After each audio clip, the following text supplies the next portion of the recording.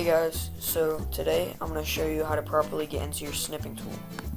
So you're going to go down here to the windows, and then you're going to, for some people it will be up here, see it says snipping tool, or if it's not up there you're going to search snip,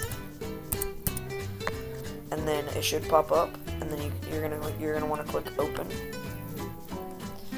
and then you go on to whatever you want to snip. Say you wanted to snip this right here, so you click new, and then what you want to do is you want to drag your cursor and outline whatever you want to snip, like that, for example, and then now you're done. You can pretty much write on it, you can copy and paste it, like say a teacher has an assignment for you, you can copy and paste it on there, and yeah, that's pretty much it.